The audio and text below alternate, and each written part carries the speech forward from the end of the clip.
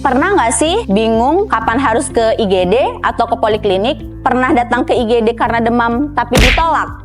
Tonton video ini, kita bahas bareng-bareng biar kamu nggak salah lagi.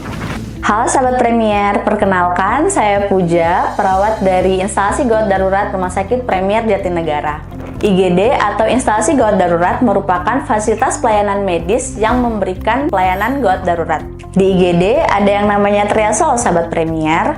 Triase adalah cara perawat atau tenaga medis untuk mengklasifikasikan dan memprioritaskan kondisi kegawat daruratan pasien berdasarkan skala prioritas. Rumah Sakit Premier Jatinegara sendiri menggunakan triase berdasarkan ATS atau Australian Triage Scale. Australian Triage Scale atau ATS yang digunakan di Rumah Sakit Premier Jatinegara terdiri dari 5 kategori. Untuk kategori 1 yaitu kondisi yang sangat mengancam nyawa, yang memerlukan pertolongan dan penanganan segera seperti henti napas, henti jantung, atau terdapat sumbatan pada jalan napas. Di kategori 2, yaitu kondisi pasien yang mengancam nyawa yang memerlukan penanganan kurang dari 10 menit seperti nyeri jantung, sesak berat, dan penurunan respon.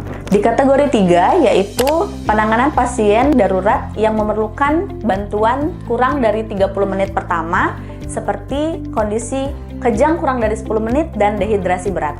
Di kategori 4, yaitu pemberian pelayanan penanganan darurat kurang dari 60 menit pertama seperti kondisi diare, muntah, demam, atau dehidrasi ringan. Dan yang terakhir di kategori 5, yaitu kondisi yang tidak emergensi seperti pasien-pasien yang ingin kontrol luka, mendapatkan imunisasi, vaksinasi, atau kontrol penyakit yang sifatnya komorbid. Nah, untuk kategori 4 dan 5, biasanya pasien ini bisa diarahkan ke poliklinik atau poli rawat jalan.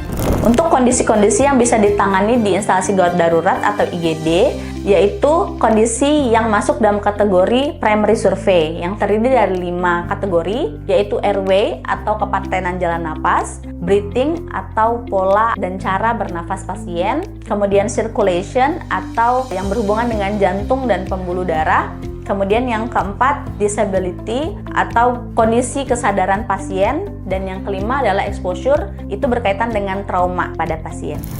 Nah, sekarang kita bahas yuk apa saja kondisi atau penyakit yang bisa ditangani di poliklinik. Yuk simak.